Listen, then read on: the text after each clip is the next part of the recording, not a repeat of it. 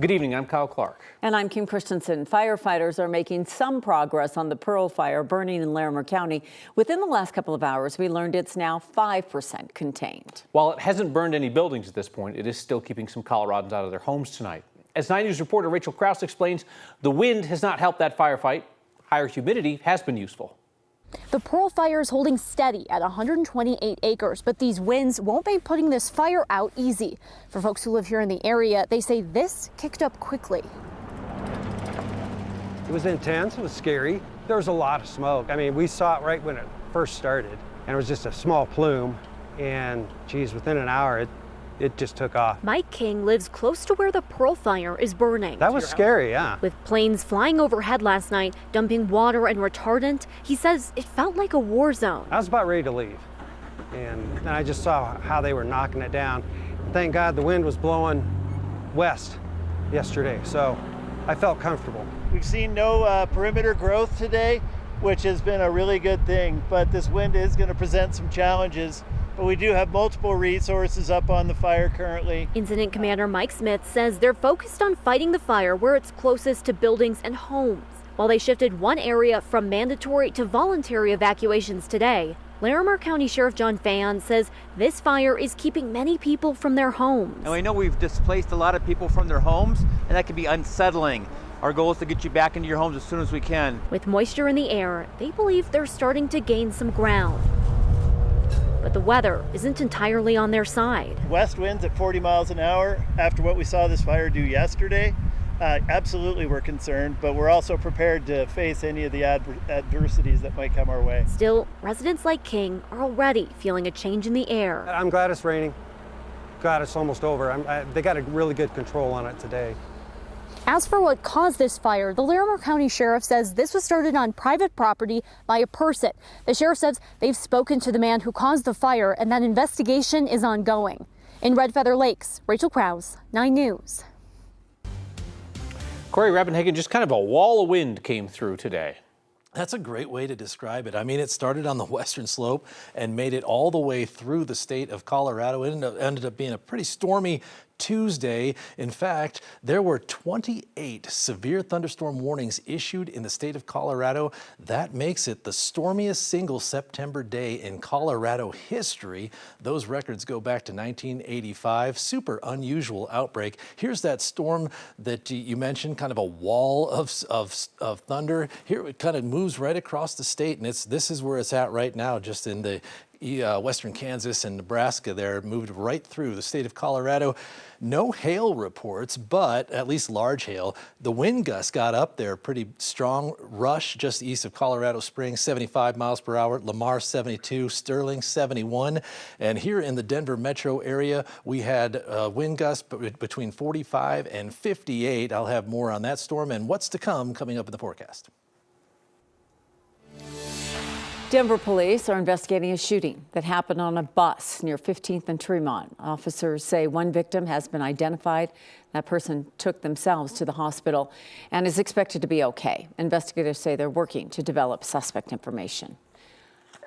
The father of the King Soopers shooter used the words crazy and possessed today to describe his son. He was the fourth defense witness to testify in the shooter's trial. His father, who's from Syria, testified through an interpreter.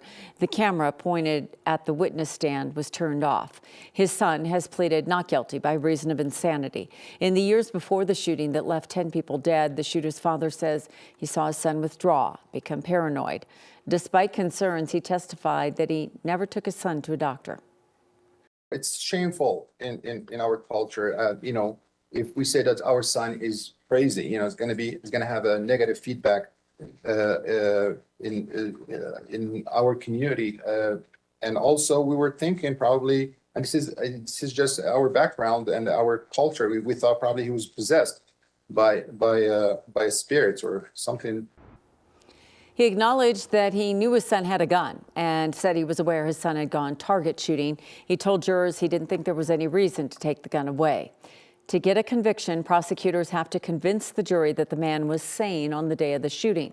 Multiple doctors diagnosed him with schizophrenia, but also that he was sane March 22nd, 2021.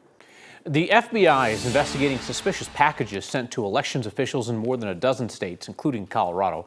The Colorado Secretary of State's office says a package addressed to them was intercepted at a mail facility today. The return address was for the, quote, U.S. Traitor Elimination Army. Package contained white powder that investigators say that they believe is harmless. Classes in Englewood will go on as normal tomorrow after a bomb threat forced students to evacuate the high school and middle school today. Police said they got an anonymous tip about an explosive device on the middle school campus. Since the buildings are connected, both middle and high school were evacuated and searched. Canines and bomb squad didn't find anything suspicious, so students were allowed to return to class. This is the second time in 8 days that classes at Englewood High School and middle school were disrupted because of a threat. Dozens of students who live in an apartment building that the city of Boulder wants to shut down can return to their units, at least for now. The city issued a move-out order yesterday afternoon for Ash House on University Hill. According to the city, it's because the property owner added additional bedrooms without city approval.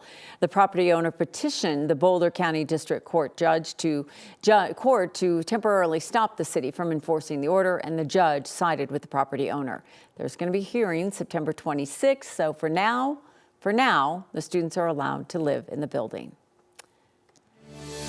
The city of Arvada is hoping to transform an old college into a solution for homelessness. The Early College of Arvada, West 60th and Sheridan, may soon become what they call a navigation center.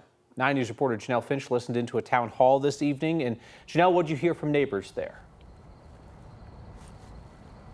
Kim, Kyle, we're standing outside of the old Early College of Arvada site, just steps away from where that town hall was held earlier today. After a brief presentation on the idea of a navigation center, the meeting got derailed and homeowners demanded answers to their questions. Good evening, everyone. Homelessness has many forms. Arvada wants solutions to have one space. We have to be able to find these people and get them back on their feet. And when we do that, that is a long-term investment in disrupting the cycle of homelessness. Mayor Lauren Simpson says a navigation center would be a bridge to housing resources.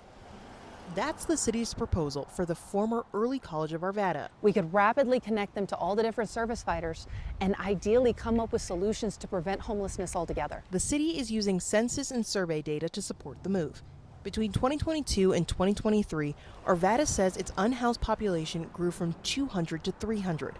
And a 2023 community survey found 55% of people wanted increased partnerships with nonprofits, and nearly 42% of people approved of a navigation center. I've knocked doors in this neighborhood, and a lot of these residents said they loved this concept. They just didn't know where it would be at the time. But Kara Rowland, I'm about less than a quarter mile down the street, worries this solution will bring other issues. There's a mental health and addiction problem that everybody's kind of aware of, and that's the population of homeless that we as parents in our neighborhood are certainly concerned about. She knows Arvada needs an answer to the growing homelessness crisis, but she needs answers too. Well, I just have lots of questions about what the navigation center is. I think it's unclear, and I think it needs to be very public and needs to have the community buy-in so that we as community members and neighborhood members can support it in a way that's productive. Mayor Simpson says this is one idea, but there isn't one voice in the final say. There will be lots of these opportunities to engage, to be involved, and figuring out together how this works. The mayor says there's still a lot of details to finalize, including will this be public or will there be referrals for entry, as well as selecting a nonprofit to run the center. She says those conversations are going to take place over the next year, and during that time, she wants to hear the community's ideas as loud as they raise their concerns.